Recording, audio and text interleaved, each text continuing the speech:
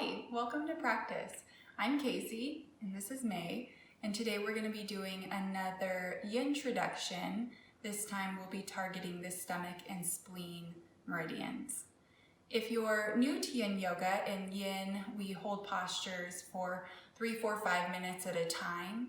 Today all of our postures are going to be 3 minutes long, during which I will speak for the first minute and be silent for the next 2.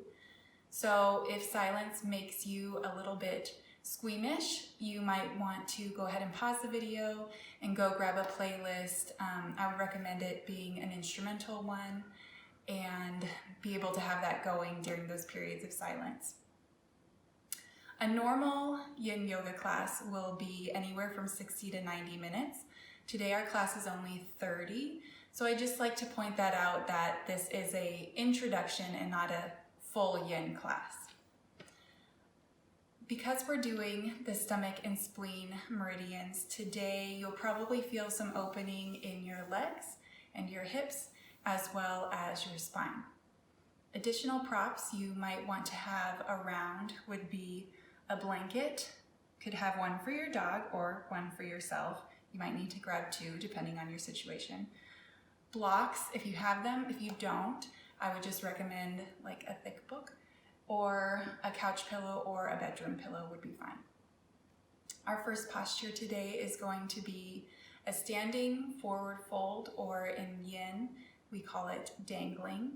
So let's go ahead and meet at the top of the mat.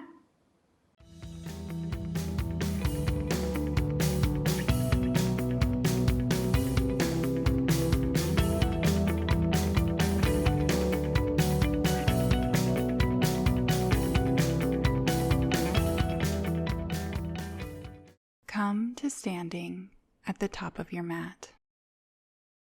Fold over. Bend your knees deeply here.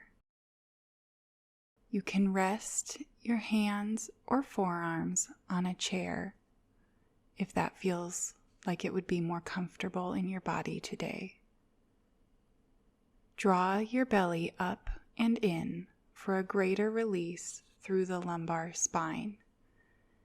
Hands can be limp here, grabbing opposite elbows, or laced behind your head for a gentle neck stretch. If this posture does not feel manageable for 3 minutes, go ahead and take this same shape on the floor. Today's practice will focus on the stomach-spleen meridian. I've discussed meridians at length in other videos, but I will give a brief overview while we hold this posture. The philosophy of meridians comes from ancient China and Taoist beliefs. These systems hypothesize that meridians are the pathways that qi, or energy, rides through our bodies. Dr. Hiroshi Motoyama in Japan and Dr. James Orkman in the US have explored the idea that it is our connective tissue that provides this pathway for our energy to flow. In Western philosophy, we see the spleen as an organ that aids in digestion. In Eastern philosophy, they also associate lethargy, broken rhythms of breath and sleep, as well as obsessiveness and self-centeredness with the spleen. Other ways to move qi using the meridian system are acupressure, acupuncture, and cupping.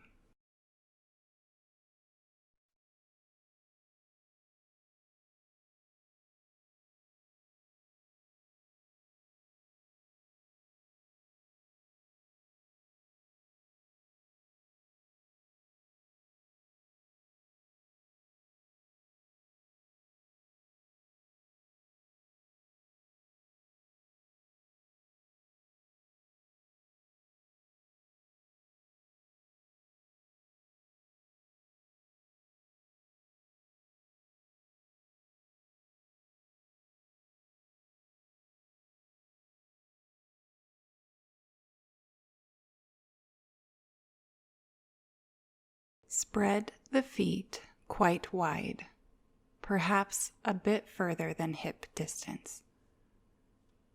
Turn your toes out slightly. Slowly sink down into a yogi squat. Bring your hands to prayer position while creating resistance against your inner thighs. You can sit on a block here for all or part of this posture. You may also find relief by elevating your heels on a blanket. Sit back on the heels. Let go of your chin so you are making space in the back of the neck. Since yin might be a new type of practice to you, I wanted to touch on a few points. Maybe you're wondering how to integrate yin into your yang yoga practice or any other athletic endeavors. Yin is meant to accompany your yang exercising, be it hatha yoga, which is the yoga that is most commonly practiced in America, sweaty, muscular, and moving with the breath, weightlifting, or cardio throughout the week. Long or short yin sessions could be integrated before or after a workout, or perhaps a longer session on an active rest day. There's really no right or wrong way to integrate yin into your life. Personally, I do a variety of yoga every day of the week and yin on Sundays.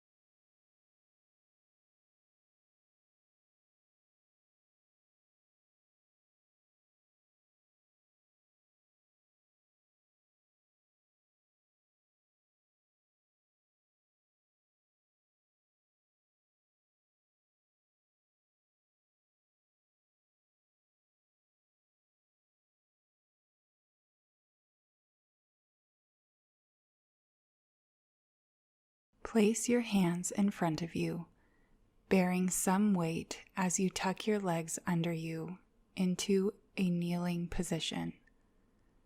Shift over to the right, bringing your left leg out long. Keep your right leg folded and near the glutes.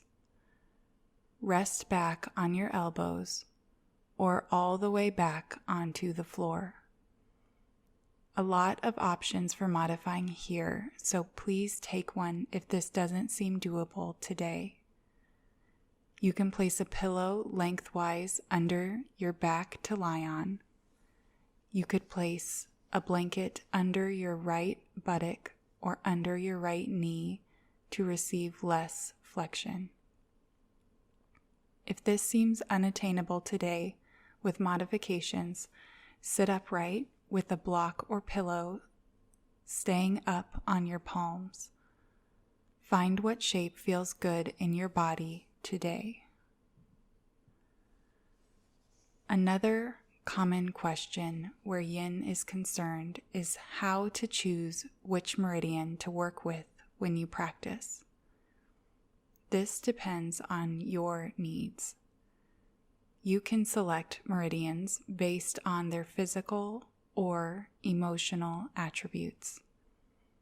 You may be feeling irritable and angry and decide to do a liver gallbladder practice, as those are symptoms of unbalanced liver qi.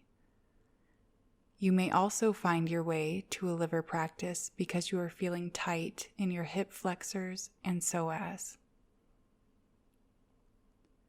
These introduction videos will help you become familiar with the meridians, enabling you to customize your practice. But another good resource is eckhartyoga.com. They have a great article called Introduction to Meridian Theory and Yin Yoga that breaks down the attributes, functions, and energetic qualities of each meridian. It's a very beneficial habit to assess your body and spirit that day, then select your target meridian.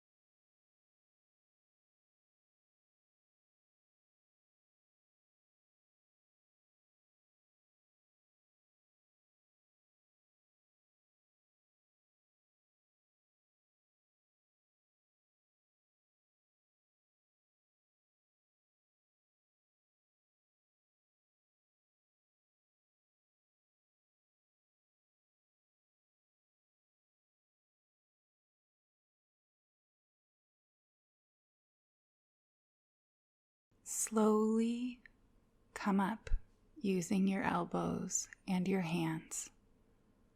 Release your right leg long in front of you. Do a few windshield wiper motions with your legs. Roll slightly onto your right side, bringing your left leg bent and next to your left buttock for half saddle on this side. Remember to take any modifications you need. This side may feel completely different than the right side, so don't default to what you did on the right. Take a moment to truly feel out your left side. Yin should never be painful, but it may feel uncomfortable. Tingling is okay. Sharp or shooting pains indicate a need to back out of the posture and modify what you are doing. Yin is for everyone, but I wanted to highlight Yin's place with athletes. Creator of this yoga style, Paul Grilly, says, "Athletes don't retire because of muscle problems. They retire because of joint problems. Bad ankles, bad backs, bad knees. These are the injuries that force athletes to retire and old people to shuffle around. Yin yoga postures gently stretch and rehabilitate the connective tissues that form our joints. Connective tissue is found in every muscle, bone, and organ and is most concentrated at the joints. When subjected to repetitive movements, as is common in most athletic activities, connective tissue can shorten and tighten. Yin works on the connective tissues. If you don't use your full range of joint flexibility, the connective tissue will actually shrink to the minimum length to accommodate your activities. Actively stretching the connective tissue, as we do in Yin, helps lengthen the connective tissue.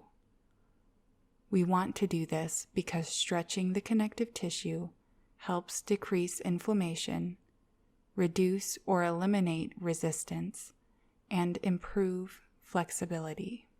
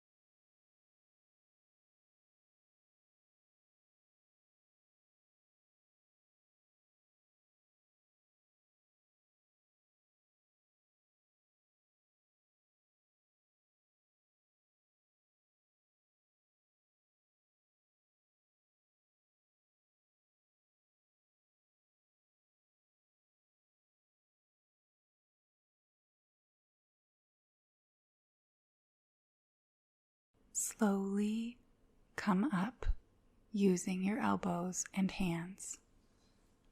Release your left leg long in front of you. Do a few wiper movements.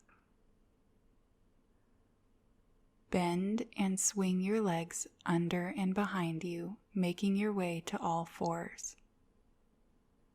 Slide your right knee towards your right wrist.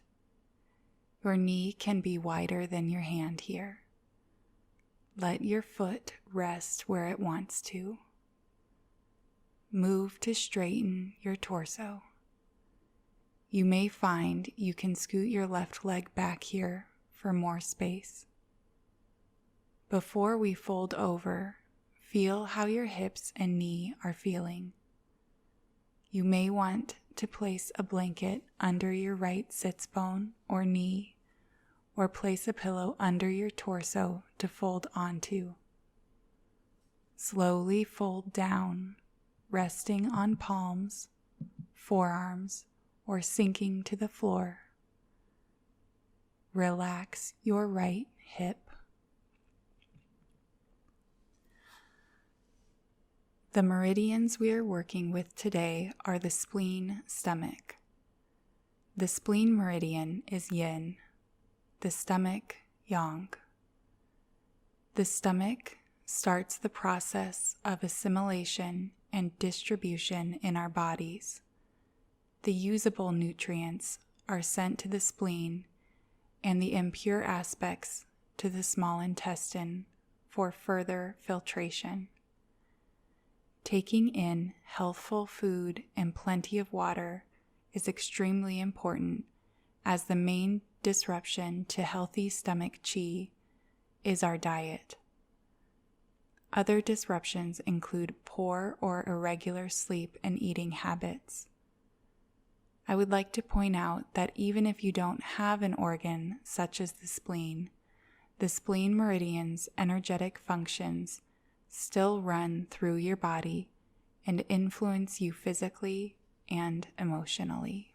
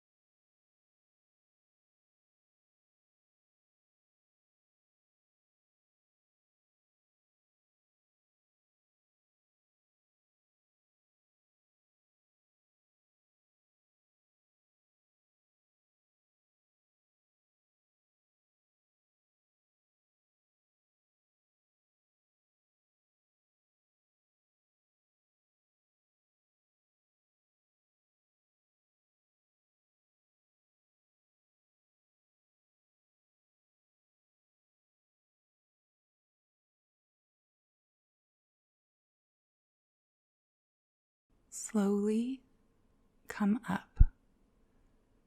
Bring your right foot back and come to all fours. Slide your left knee towards your left wrist. Again, our two sides are different, so observe how this side feels, taking any modifications desired. Fold over to whatever degree feels right for this side for today.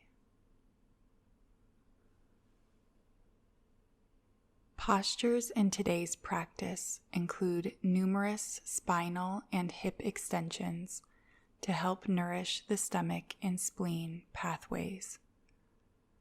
Postures where we are folded or twisting help massage digestive organs. Physically, if our spleen-stomach chi is unbalanced, we can experience digestive problems such as bloating and gas, ulcers, sores in the mouth, anorexia, obesity, and infertility. Rhythms with our sleep, breath, and even thoughts can be thrown off. It is hypothesized that anemia is related to a spleen chi deficiency.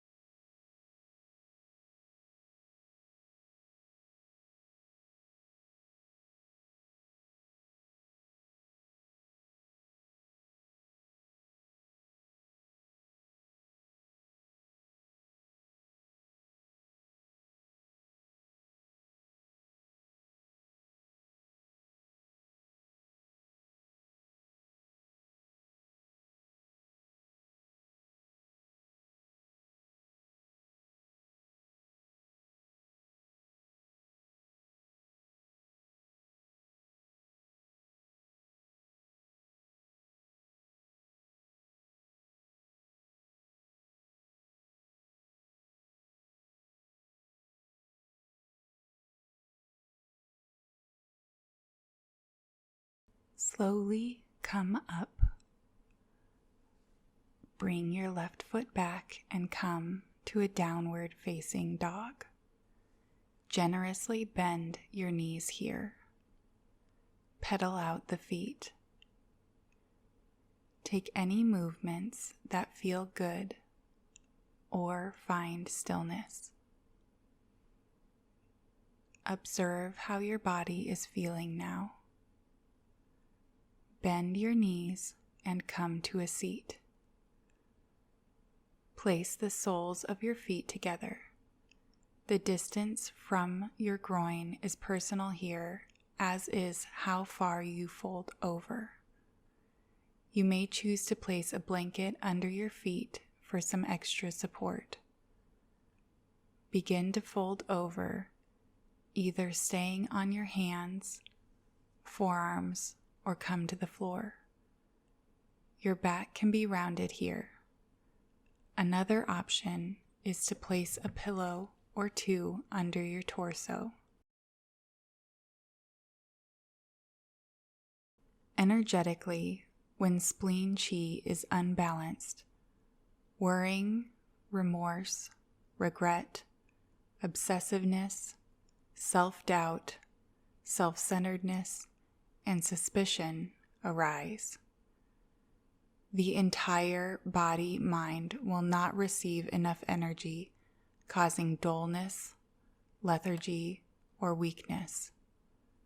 You may experience feelings of being ungrounded, nervousness, pensiveness, sympathy craving, dogmatic thinking, and inflexibility.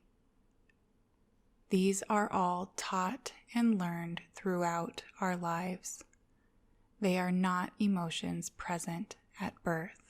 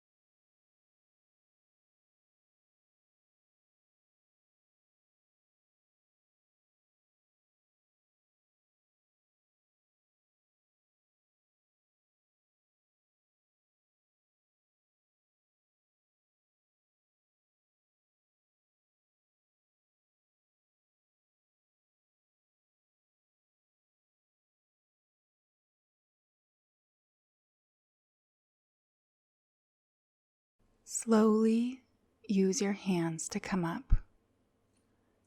Use your hands to gently close your legs. Bring your shins to the floor and sit on your calves as we did before. Bring your pillow or folded up blanket lengthwise behind your back. We're moving into saddle pose here, so sit on your heels or between them, whichever feels safe in your knees and hips. Slowly begin leaning back. You can stay on your hands and still get a great hip stretch here, or move to your elbows, or lie all the way back. Another prop to use here would be a blanket under your knees for a little height and support. If saddle feels like it's not safe for you today, as we did in half saddle, sit on a block and stay upright using your hands as kickstands behind you. If you're lying down, arms can be overhead, out to the side, or running along the side of your body.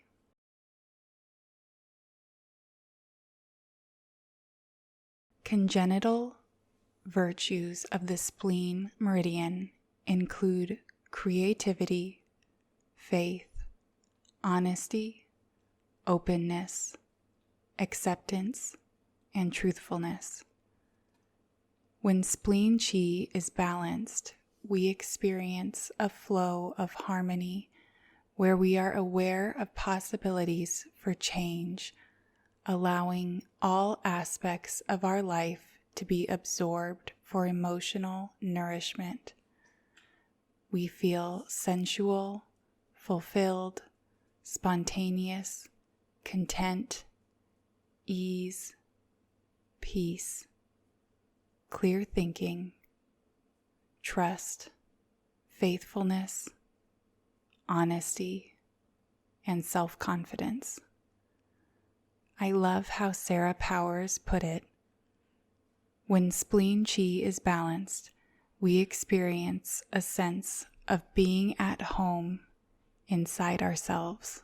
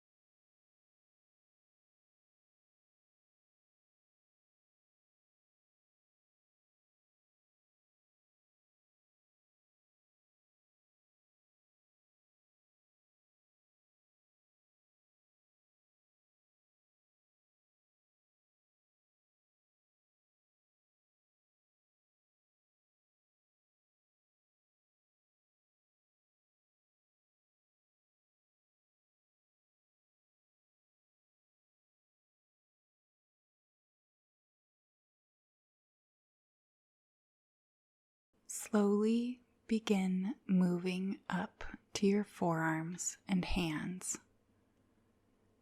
Engage your core to come up, either bringing your torso up before you straighten your legs or after. Each body is quite different in how we come out of this posture. Move all props aside and lay out long on your back. Bring your knees into your chest.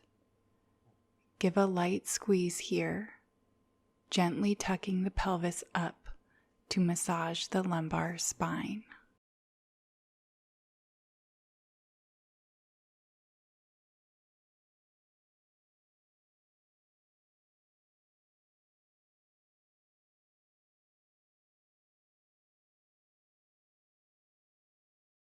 For Savasana today, plant your feet wide on your mat, knees bent and touching each other.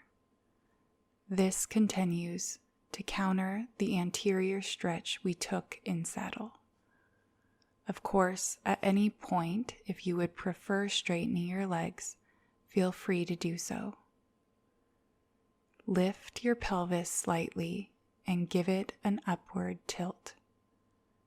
This gives your spine a bit more length. Lift your head as if you were looking at your toes and gently place it back down. This action allows for a deeper stretch in the back of your neck. Let your arms relax down here, quite a few inches from the sides of your body, wherever your arms want to fall. Settle into your body now. Follow your breathing in your throat, through your lungs, and down to your stomach. Let your belly fill with air. Slowly exhale to the empty. Let your breaths be long in and slow out. Before our last portion of silence for practice today, I'd like to share a poem with you to contemplate, if you would like. It was when I stopped searching for home within others and lifted the foundations of home within myself, I found there were no roots more intimate than those between a mind and body that have decided to be whole.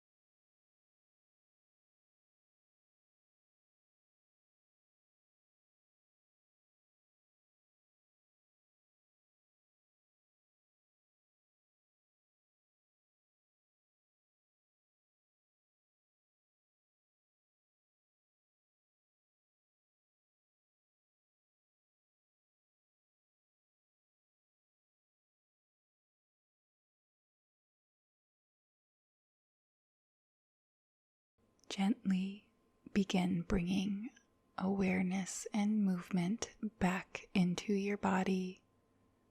Maybe wiggling your fingers, stretching your legs, rolling your wrists and your ankles. Roll over onto one side.